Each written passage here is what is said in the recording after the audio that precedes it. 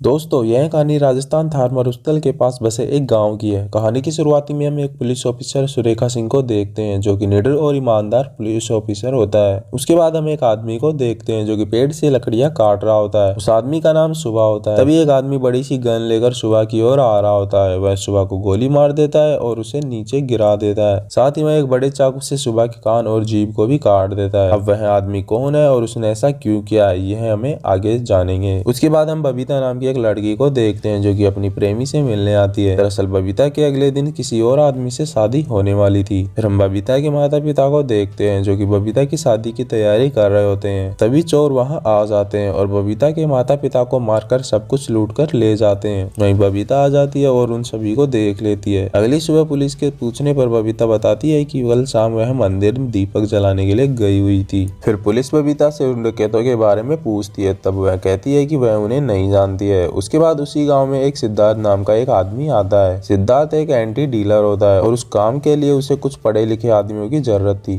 जहां वह एक आदमी से मिलता है। वह आदमी बताता है कि इस काम को केवल पन्ना ही कर सकता है क्योंकि पन्ना ही उनके गांव में सबसे ज्यादा पढ़ा लिखा आदमी था। फिर सिद्धार्थ पन्ना के घर जाता है जहाँ वह पन्ना की बीवी चेतना से मिलता है। वह बताती है कि पन्ना किसी काम से बाहर गया हुआ है। वह जैसे ही वहाँ आएगा वह उसे बता देगी। उसके बाद हम एक बच्चे को देखते हैं जो कि सुबह की लाश को एक पेड़ से लटकी हुई देख लेता है, जिससे वह तुरंत ही पुलिस को कॉल कर देता है। जब सुरेखा और भूरे अपनी टीम के साथ वहां आ जाते हैं वे देखते हैं कि सुबह के शरीर पर काफी भयानक घाव होते हैं, जिस पर भूरे सुरेखा को बताता है कि यह जरूर डकैतों ने किया होगा। लेकिन सुरेखा बताता है कि यह काम डकैतों का नहीं है बल्कि किसी दरिंदे का है। इस केस की जांच के लिए सुरेखा गाँव में जाता है जहाँ वे माखन के ढाबे पर पहुँचते हैं। वहाँ उनकी मुलाकात पहली बार सिद्धार्थ से होती है जहाँ वे सिद्धार्थ से पीने के लिए सिगरेट मांगते हैं। सिद्धार्थ उन्हें सिगरेट देकर वहाँ से चला जाता है। जहाँ सुरेखा माखनलाल से सिद्धार्थ के बारे में पूछता है। तब माखनलाल बताता है कि सिद्धार्थ एक एंटी डीलर है जो पुरानी चीजों को ढूंढकर बाहर बेचा करता है। वहीं वे सुबह के बारे में पूछता है। तब वह बताता है कि सुबह पन्ना धन्ना दो आदमियों के साथ काम किया करता है। उसके बाद हम सुलेखा के बेटे को देखते हैं जो कि सुलेखा की तरह एक आईपीएस ऑफिसर बनना चाहता है। वहीं हम सिद्धार्थ को देखते हैं जो कि तेल के 2 बड़े कैन लेकर एक पहाड़ी पर जाता है जहाँ वह एक खंडर में रोज कुछ किया करता है। अगले दिन सिद्धार्थ वापस पन्ना के घर जाता है लेकिन पन्ना की बीवी चेतना बताती है कि वह अभी तक वापस नहीं आए और सिद्धार्थ को अपने घर में इनवाइट करती है। वहीं हम पन्ना के कुछ दोस्तों को देखते हैं कि चेतना और सिद्धार्थ की केमिस्ट्री को देख रहे होते हैं। चेतना सिद्धार्थ को बताती है कि आज उनका तारा है और वे जल्दी 1-2 दिन में आ जाएंगे। वहीं हम धन्ना की पत्नी गौरी को भी देखते हैं जो कि पड़ोस में ही रहा करती है। फिर हम देखते हैं कि पन्ना और धन्ना वापस आ जाते हैं जहाँ वे सीधे अपने दोस्त माखनलाल के पास जाते हैं। माखनलाल उन्हें सुबह की मौत के बारे में बताता है। साथ ही उन्हें सुलेखा से पुलिस स्टेशन मिलने को कहता है, जिस पर वे दोनों जल्दी पुलिस स्टेशन पहुंच जाते हैं। वहाँ वे सुलेखा को बताते हैं कि सुबह उनका अच्छा दोस्त था और वे तीनों साथ ही काम किया करते थे। इस पर सुलेखा उन्हें कहता है कि यदि तुम्हें बाहर जाना हो तो तुम्हें पूछकर जाना होगा। फिर अगले दिन सिद्धार्थ पन्ना के घर जाता है जहाँ वह चेतना को देखता है जिसके चेहरे पर काफी घाव होते हैं। वहीं हमें पता लगता है कि पन्ना ने उसे मारा होता है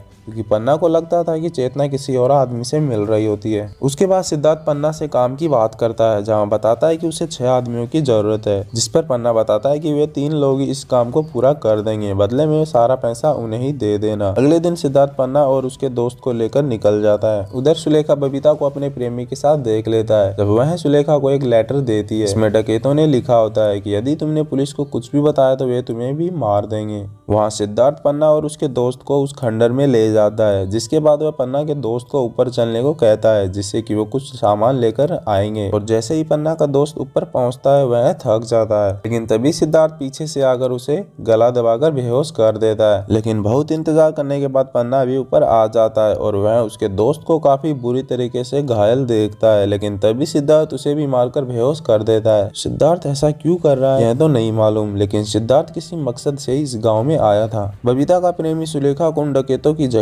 बता देता है। तभी डकैत उन पर हमला कर देते हैं, जिसमें सुलेखा काफी बहादुरी से उनका मुकाबला करता है और डकैतों की एक गाड़ी को नीचे गिरा देता है, जिससे सभी डकैत मर जाते हैं। लेकिन उनका सरदार यह ऊपर से देख लेता है। उसी रात एक अनजान व्यक्ति कागज में लपेटकर एक लेटर सुलेखा के घर में फेंक देता है, जिसमें उनके पूरे परिवार को मारने की धमकी होती है। अगले दिन सिद्धार्थ चेतना से मिलता है और उसे बताता है कि पन्ना किसी काम से दिल्ली गया है, वह कुछ दिनों के बाद काम पूरा कर आ जाएगा। वह चेतना को कुछ पैसे देता है, जिस पर बताता है कि पन्ना ने उसे ऊपर वाले कमरे में रहने को कहा है। उधर सुलेखा उस लेटर लिखने वाले को पकड़ लेते हैं, जिस पर वह बताता है कि वह डकैत है, उन्होंने सुबह को नहीं मारा है। आगे हम सिद्धार्थ को देखते हैं जो कि पन्ना और उसके दोस्त को काफी बुरी तरीके से घाव पर घाव देता रहता है। लेकिन अब सुलेखा को पता लगता है कि पन्ना बिना बताए गाँव से बाहर गया है। इस पर वह चेतना से मिलने जाता है। तभी सिद्धार्थ आकर बताता है कि वह मेरे काम से भी बाहर गया हुआ है। ऐसे ही कुछ दिन बीत जाते हैं। अब धन्ना भी अपने गांव आ जाता है। तब सिद्धार्थ धन्ना को भी अपने साथ ले जाता है और वह एक अनजान जगह ले जाकर धन्ना को मारकर बेहोश कर देता है और वे तीनों को एक साथ बांध देता है। एक दिन सुलेखा कहीं जा रहा होता है, तभी रास्ते में उसे सिद्धार्थ मिलता है। उसे सिद्धार्थ पर थोड़ा थोड़ा शक होता है और वह उससे उसका लाइसेंस देखता है। यहाँ सिद्धार्थ उन तीनों को टॉर्चर करने की सारी हदें पार कर देता है। फिर हम देखते हैं कि रात को चेतना सिद्धार्थ के पास जाती है और वे दोनों एक दूसरे के साथ रात बिताते हैं और उधर पन्ना सिद्धार्थ की कैद से छूट जाता है। लेकिन अगले दिन सिद्धार्थ वहां पहुंचता है तो पन्ना को ना देखकर घबरा जाता है। वह नीचे की ओर जाने पर देखता है कि पन्ना नीचे बेहोश गिरा मिलता है और उसे पकड़कर वह वापस ले जाने लगता है। लेकिन तभी एक छोटा बच्चा सिद्धार्थ को ऐसा करते देख लेता है और वह बच्चा तुरंत वहां से भागने लगता है, लेकिन एक गड्ढे में गिरकर बेहोश हो जाता है। सिद्धार्थ चेतना से बताता है कि उसका काम खत्म होने वाला है और वह जल्दी यहाँ से चला जाएगा। लेकिन तभी चेतना उसे गले लगा लेती है और उसे भी अपने साथ ले जाने को कहती है। लेकिन यह सब गौरी देख लेती है। तभी वह सुरेखा को जाकर बता देती है। वह सुरेखा को यह भी बताती है कि कुछ सालों पहले पन्ना और सुबह ने एक जमीन खरीदी थी, शायद यह सब उनके कारण ही हो रहा है। जब सुलेखा उन जमीन के पास एक झोपड़ी में कुछ डायरी देखता है तब उसे पता लगता है कि यह जमीन सिद्धार्थ ने खरीदी है। अब सुलेखा धीरे धीरे सब कुछ समझ जाता है। फिर हमें एक साल पहले का सीन दिखाया जाता है जहां पन्ना, धन्ना और सुबह दिल्ली में एक घर में चोरी करने के लिए आते हैं। लेकिन तभी उनके घर की मालकिन वहां आ जाती है, जिस पर वे कुछ करने से पहले उसे पकड़ लेते हैं। सिद्धार्थ चेतना को लेकर वहां से जाने लगता है। सुलेखा को सिद्धार्थ के रूम में एक डायरी मिलती है जिसमें सिद्धार्थ की बीवी की तस्वीर थी, जिसे कुछ साल पहले